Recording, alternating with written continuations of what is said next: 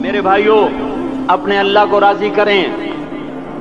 جن دکانوں کے پیچھے نمازیں چھوٹ گئیں، جن دکانوں کے پیچھے سچ کو طلاق ہو گئی، جن دکانوں کے پیچھے دیانت چلی گئی، خیانت آ گئی، بددیانتی آ گئی، ہاں اللہ تعالیٰ قیامت کے دن کہے گا بددیانت سے، وہ تو نے جو امانت کھائی لے کے آ، وہ امانت جو تو کھا گیا تھا لے کے آ۔ کہے گا یا اللہ کہاں سے لاؤں، وہ تو دنیا میں رہ گئی۔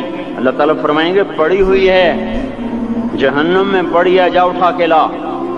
وہ جہنم میں کیسے جائے؟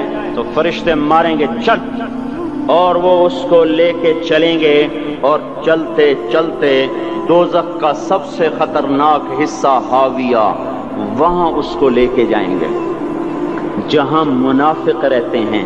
بددیانت لوگ حاویہ تک چلے جائیں گے ایمان ہونے کے ساتھ بھی، امانت کو کھانے والے لوگ حاویہ میں چلے جائیں گے جو منافقین کی آگ ہے اس میں۔ وہاں دیکھے گا تو جس کا مال دبایا تھا دنیا میں وہاں پڑا ہوگا، کہے گا اچھا یہاں پڑا ہے، اتنے میں وہ تباہ ہو جائے گا، اس کو اٹھائے گا، کندھے پہ رکھے گا، پھر اوپر چڑھنا شروع کرے گا، چڑھنا شروع کرے گا، چڑھنا شروع کرے گا۔ جب دوزخ کے کنارے پر آ جائے گا تو وہ اس کے ہاتھ سے چھوٹ جائے گا اور پھر حاویہ میں جا گرے گا۔ اس کے ساتھ فرشتے مار کر پھر کہیں گے جا واپس لے کے آ، پھر یہ واپس جائے گا، پھر اسے اٹھائے گا، پھر کندھے پہ لے کے چڑھے گا اور چڑھے گا اور چڑھے گا۔ جب کنارے پر آئے گا تو پھر اس کے ہاتھ سے چھوٹ جائے گی، اس کے پھر فرشتے مار کے نیچے گرا دیں گے، جا لے کے آ۔ اب یہ کبھی اس میں سے نہیں نکل سکتا۔ اس کمانے سے توبہ کریں، یہ کمانا جہنم میں لے جائے گا۔ اور ادھر دوسری سنو، سَيَعْلَمُونَ الْيَوْمَ مَنْ أَصْحَابُ الْكِرَامِ، ایک فرشتہ اعلان کرے گا آج پتہ چلے گا عزت والے کون ہیں، آج پتہ چلے گا عزت والے کون ہیں۔ أَيْنَ الَّذِينَ تَتَجَافَى جُنُوبُهُمْ عَنِ الْمَضَاجِعِ، کہاں ہیں راتوں کو اٹھ کے نمازیں پڑھنے والے؟ ارے میرے بھائیو، یہ نماز کی غفلت بہت بڑی ہلاکت ہے۔ میں کیسے سمجھاؤں؟ میں تو جب بھی جمعہ پڑھاتا ہوں میں یہ مضمون ضرور بیان کروں، مجھے جب یہ مجمع نظر آتا ہے تو میرا دل ٹکڑے ٹکڑے ہو جاتا ہے کہ یہ 8ویں دن آتے ہیں اور باقی دن کہاں ہوتے ہیں؟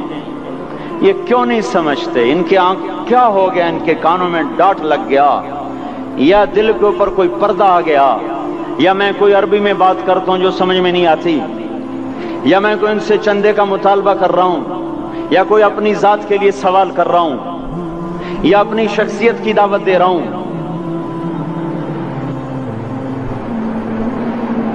آج نماز عزت دلائے گی، سب سے پہلا اعلان ہوگا، کہاں آج پتہ چلے گا عزت والے کون ہیں، کہاں ہیں راتوں کو اٹھ کے نماز پڑھنے والے اور اللہ کے نام پہ خرچ کرنے والے۔ صرف نماز نہیں، زکوٰۃ بھی دینی پڑے گی۔ پیسہ ہے زکوٰۃ نہیں دے رہے، پیسہ ہے اللہ پہ کے نام پہ خرچ نہیں کر رہے۔ بھائیو، اللہ کے نام پہ خرچ کرنا سیکھیں، اللہ کے واسطے اپنے آپ کو سادگی پہ لائیں اور اللہ کے نام پہ لٹانا سیکھیں۔ اللہ آپ کی نسلوں کو واپس کرے گا، صرف آپ کو نہیں، آپ کی نسلوں کو واپس کرے گا۔ آپ اللہ کو قرضہ دے رہے ہیں، کسی ایسے ایرے غیر کو قرضہ نہیں دے رہے۔ یہاں مسجدیں والے چندے مانگ رہے، بھائی مسجد کو چندہ دو، مدرسوں والے چندے مانگ رہے، مدرسوں کو چندے دو۔ یہ تو مسلمان کی غیرت کے خلاف ہے کہ اللہ کے گھر میں مسجد کے لیے چندہ مانگا جائے، اور کہیں صندوقچیاں پھرا رہے، کہیں وہ جھولیاں۔ ایسی مجھے شرم آتی ہے، یہ کرنے والوں پر بھی میں کیا کہوں، ان کی عقلوں پہ بھی پردہ ہے کہ اللہ کے گھر میں مخلوق کے سامنے جھولی پھیلاتے ہیں، اور پھر ان مسلمانوں کی آنکھوں پر بھی پردہ ہے کہ ان کو غیرت نہیں آتی کہ مسجد کے لیے جھولی پھیلائی جا رہی ہو، اور یہ گھروں میں اچھا خاصا کھاتے پیتے ہوں اور مسجد کے لیے جھولی پھیلائی جائے اور مسجد کے لیے صندوق رکھے جائیں، اور ہر نماز کے بعد مدرسے کے لیے لوگ چندہ مانگ رہے ہوں۔ یہ ایمانی اور غیرت کے خلاف، مسلمان کی سخاوت کے خلاف ہے کہ اس طرح مسجد کے لیے جھولیاں پھریں اور مسجد کے لیے صندوق پھریں۔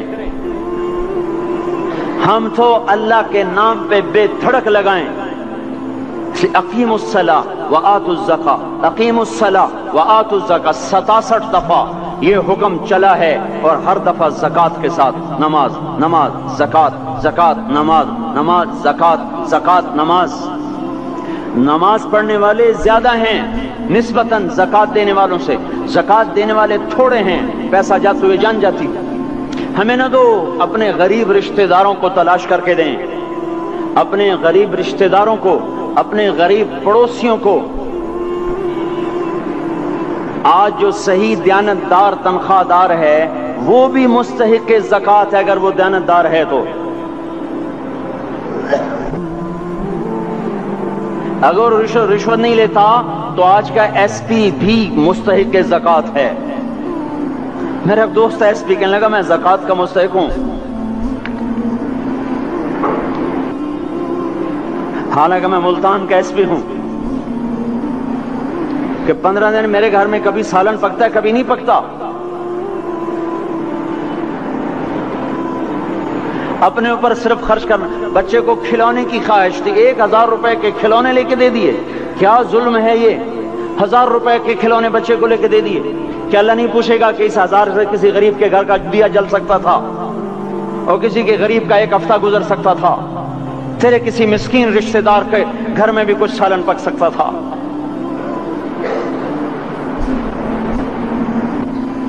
رزق دیا تو اس کا ہوش نہیں کہ اس کا حق ادا کریں، جان دی تو اس کا ہوش نہیں کہ اس کا حق ادا کریں۔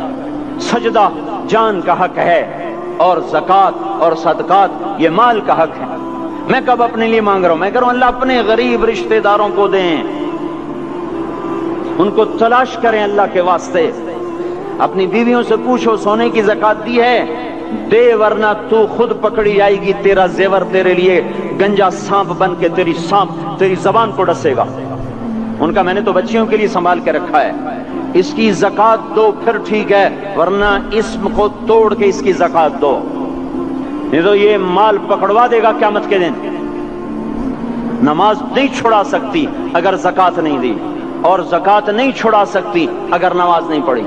مسجد بنا دی 50 لاکھ میں، اگر خود نمازی نہیں تو یہ مسجد بنانا اسے جہنم سے نہیں بچا سکتا۔ میرے بھائیوں، اپنی جان کا بھی صحیح استعمال کریں اور اپنے مال کا بھی صحیح استعمال کریں۔ ہم ایسے اندھے نہیں ہیں کہ جو بچے نے چاہا لا کے دے دیا، جو بیگم نے مانگا اٹھا کے دے دیا۔ نہیں نہیں، ہم پہلے دیکھیں گے اپنے اوپر۔ حضرت عثمان رضی اللہ عنہ کے پاس ایک سائل ہے، حضور سے مانگنے آیا، آپ نے کہا عثمان کے پاس چلے جاؤ۔ عثمان سے مانگنے گئے تو آگے بیوی پہ لڑ رہے، کس بات پہ؟ یوں کہہ رہے، وہ باہر چھوٹے چھوٹے گھر ہوتے تھے تو باہر آواز آ رہی، بیوی کو کہہ رہے اللہ کی بندی رات تو نے چراغ میں بتی موٹی ڈال دی، وہ بتی ڈالتے تھے نا اس کی روئی کی، تو تیل زیادہ جل گیا۔ تو یہ کہنے لگے یہ کس کنجوس کے پاس بھیج دیا؟ جو بیوی پہ لڑ رہا ہو کہ تو نے بتی موٹی ڈالی ہے تو یہ مجھے کیا دے گا؟ مجھے دمڑی بھی نہیں دے گا۔ جب ان کو باہر بلایا اور خیرات مانگی کہ وہاں سے آیا ہوں، تو انہوں نے اندر گیا اور ایک تھیلی اٹھائی، نہ پوچھا کہ کتنے چاہیے، نہ پوچھا کہ کون ہو، 3000 درہم اٹھا کے دے دیے۔ وہ حیران ہو کے کہنے لگا یار ایک بات تو بتاؤ۔ کہا کیا؟ کہا یہ مجھے تو نے اتنے دے دیے کہ میری اگلی نسل کو بھی کافی ہیں، اور خود بیوی پہ تو لڑ رہا تھا کہ بتی موٹی کیوں کر دی؟ کہنے لگے وہ اپنی ذات پہ خرچ تھا، وہ پھونک پھونک کے کرنا ہے، یہ اللہ کو دے رہا ہوں جتنا مرضی دے دوں، یہ تجھے تھوڑا دے، اللہ کو دے رہا ہوں۔ تو اپنی جان کو بھی لگائیں اللہ پر، اور اپنے مال کو بھی لگائیں اللہ پر۔ اور میرے بھائیوں، اپنی کمائیوں کو حلال پہ لائیں، اور بیویوں کو سمجھا دیں کہ ہم تمہاری خاطر دوزخ میں نہیں جا سکتے۔ یہ ہم اس پر توبہ کریں، اس پر توبہ کریں، اور یہ آبادی ہر وقت ہونی چاہیے مسجد کی۔ چلو کوئی جو جہاں سے بھی آیا ہے مسجد کے عادی بنو میرے بھائیوں۔ ہماری جماعت گئی تھی اردن میں 1991 میں، تو ہم اسرائیل کے بارڈر پر چلے۔ انہوں نے بتایا کہ یہ ہم سے آمد رفت بات چیت ہوتی رہتی ہے، چونکہ کچھ عرب ادھر رہتے ہیں کچھ عرب ادھر رہتے ہیں، رشتہ داریاں ہیں۔ تو کہا یہ یہودی ہم سے پوچھتے ہیں تمہاری فجر میں نمازی کتنے ہوتے ہیں اور تمہارے جمعے میں نمازی کتنے ہوتے ہیں؟ ہم نے پوچھا یہ تحقیق کیوں کرتے ہو؟ ان کا ہماری کتابوں میں یہ ہے کہ جب فجر کی نماز کے نمازی اور جمعے کی نماز کے نمازیوں کی تعداد برابر ہو جائے گی تو یہودی دنیا سے مٹ جائیں گے۔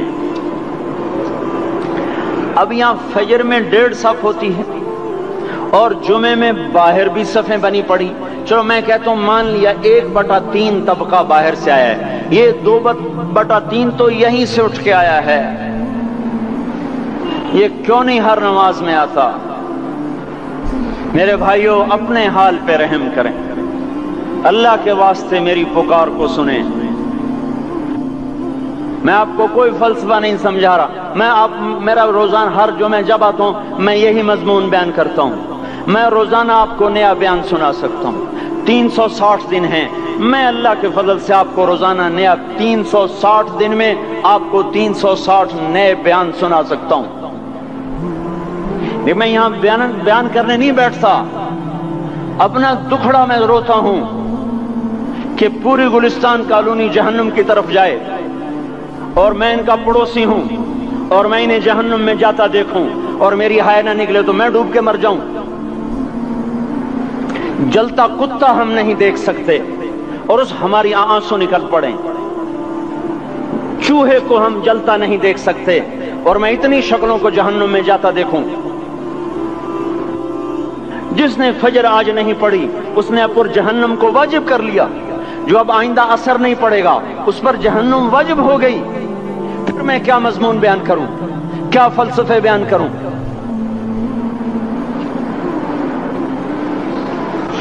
اس لیے میرے بھائیوں اپنی ذات پہ رحم کریں، اپنے بچوں پہ رحم کریں، اپنے گھر والوں پہ رحم کریں، مسجد کی دوڑ لگائیں، اپنے مال کو اللہ کے نام پہ خرچ فرمائیں تاکہ یہاں بھی جہان بنے اور وہ بھی جہان بنے۔ کیا زندگی ہے، چلتے چلتے سانس نکل جاتا ہے پھر یوں مٹ جاتے ہیں جیسے دنیا میں کبھی آئے نہ تھے۔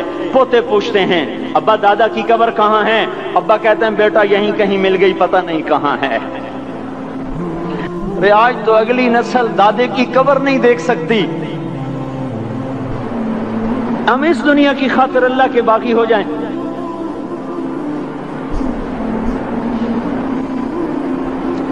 اس بے وفا جہان کی خاطر اللہ سے بغاوت کر جائیں جو ایسا مہربان، جو ایسا کریم۔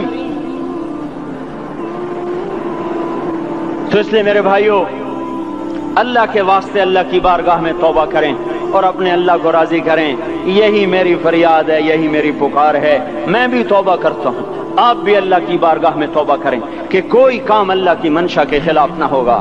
اللہ ہم سب کو عمل کی توفیق بخشے۔